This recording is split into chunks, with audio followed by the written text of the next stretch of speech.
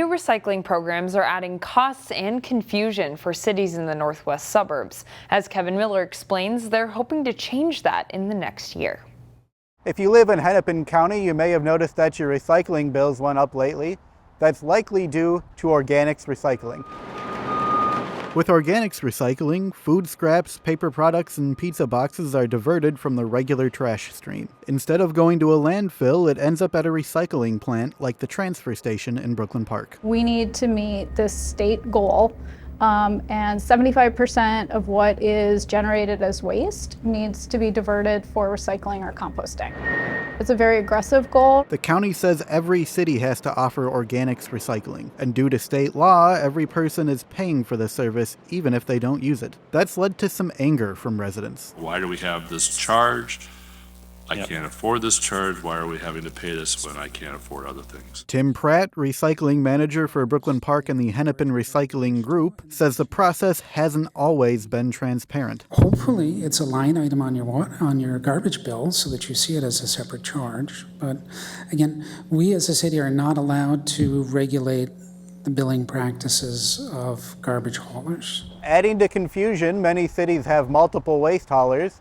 City officials say they haven't been good at promoting organics recycling programs. To fix this, several cities in the northwest suburbs are looking at a citywide organics recycling program. Officials say that could mean lower prices for residents. Our current recycling hauler, Waste Management, has offered to expand our contract to provide organics recycling service at $2.90 a month. That's less than the range that we have currently. Brooklyn Park, Brooklyn Center, New Hope, and Crystal all plan to look for a single hauler for their organics recycling. Contracts with a single hauler would go into effect next year. Kevin Miller, CCX News. A major test of Plymouth city center construction took place Wednesday. Music in Plymouth attracts more than 15,000 people as the city's signature summer event.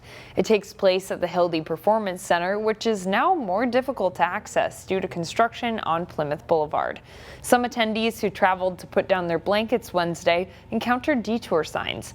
This year, the city is using shuttles to get people to and from. The city has done a tremendous job of planning because of the construction in the area.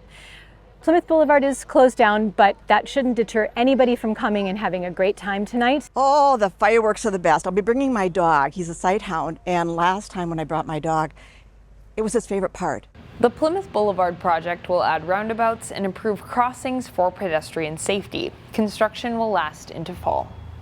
There are hundreds of thousands of cats living outside in the Twin Cities metro. For a time, getting those feral cats fixed was free at the Animal Humane Society. That is now no longer the case. I spoke with those involved to learn the impact. So the kitty will go in, and then once they step on this little plate back here to try to get the food, Feral cats, the door will shut. Aren't so easy to pin down. So that's at least 25 kittens, if not more, at least 15 unaltered adults. And in this Brooklyn Center backyard, their numbers keep growing.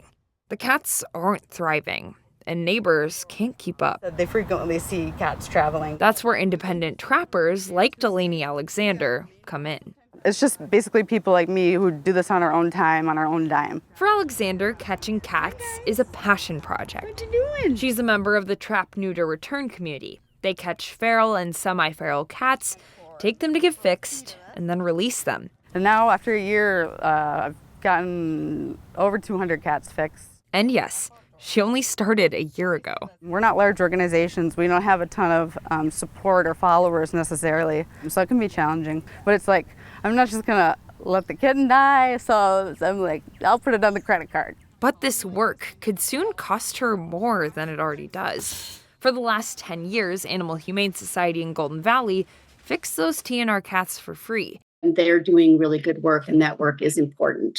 It can't be solely funded by Animal Humane Society. AHS budget changes are upping the cost to $75.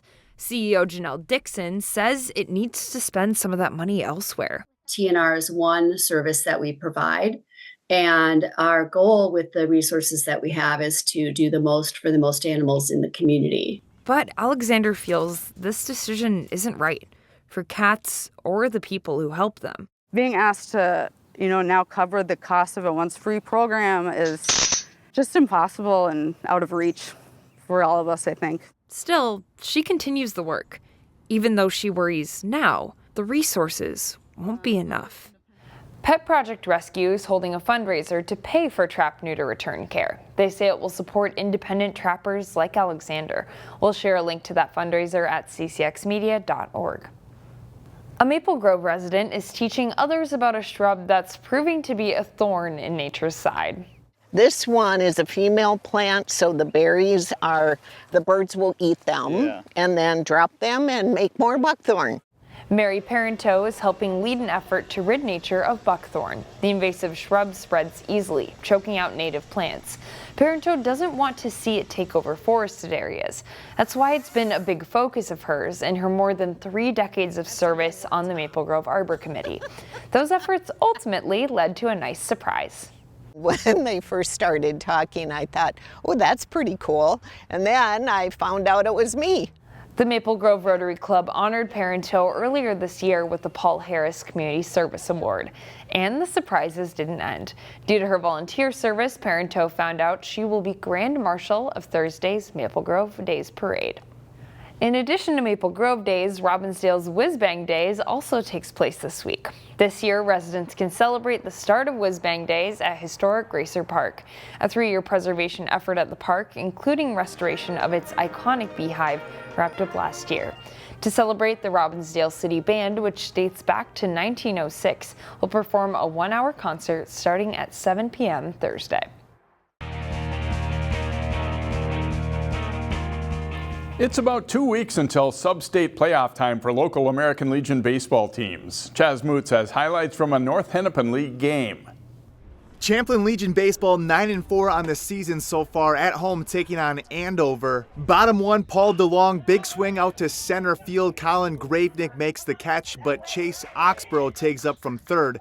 Champlin led 1-0 after 1. In the second, Champlin scored 3 more runs. The pass ball allows Tristan Wexeth to cross home. Next inning, the wild pitches and pass balls continued for Andover, and Champlin capitalized. DeLong gets hit by a ball on his way to home. That allowed a pair of runs to score for Champlin as Alex Cohn also crossed home. DeLong would walk it off and be okay. Later in the inning, Oxborough connects on an RBI single. Champlin got up 10-0 after 4 innings. And then Nick Carlson on the mound shut things down in the 5th for a complete game shutout win. In Brooklyn Park, Chaz Moots, CCX Sports. Hopkins is 2-1 in the South Hennepin standings and started the week with a home game against Waconia. Chaz Moots has highlights. South Hennepin Legion baseball action between Waconia and Hopkins at Big Willow Park. Both teams on the top half of the South Hennepin standings. Bottom one, Wyatt Peterson lefty drive to right center field. The Lions score the first run of the game. That's all they got in the first inning though. In the second, Waconia got the bats going. Luke Koshinka RBI single to right field. That was the first run in the second. After a few runs scored on errors, Guy Ladwig deep drive to center all the way to the warning track. Tanner Conklin crosses home. Waconia scored 5 total runs in the second. Hopkins got a run back in the third, but Waconia answered back in a hurry. Top 5 Maddox Schrupp, 2-run home run to center field. That put Waconia up 7-2.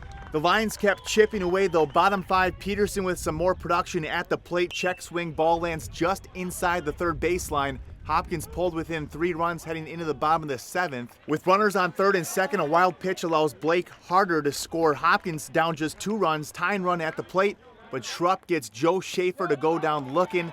Waconia holds on for the 8-6 win. In Minnetonka, Chaz Moots, CCX Sports.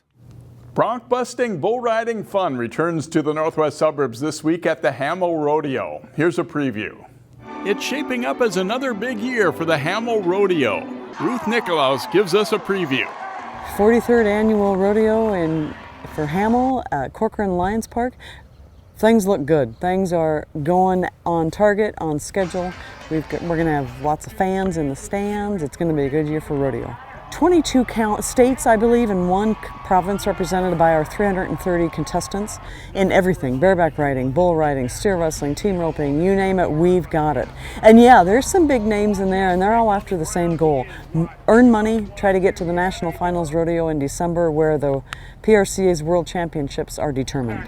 This rodeo just is so family friendly, and it's so unique to the Twin Cities area. People come here to make memories. They bring their kids, they bring their husbands or wives or significant others, they bring their mothers-in-law. And this is where you make memories. You have a good time with your family. You watch cowboys and cowgirls doing daring things that you don't ever see in real life. Thursday night, July 11th, is our Minnesota Lions Childhood Cancer Foundation night. And in the last 2 years, we've raised over $25,000 for families who are going through cancer. The mom and dad can't work because a little one has cancer. The siblings don't get the attention they need because a sibling has cancer. We're proud to partner with those people. You come on Thursday night, you help contribute to that fund. If you're going to get your tickets, you get on hamelrodeo.org and you get those things as soon as you can, because our Friday and Saturday nights are sold out, and the other nights and performances will sell quickly too. One thing to note, we're not selling tickets at the gate, no hard tickets. There are nightly performances Thursday through Sunday and a Saturday matinee as well. Visit hamelrodeo.org for more information and to buy tickets. Jay Wilcox, CCX Sports. Find more prep sports games and highlights at ccxmedia.org and follow us on social media.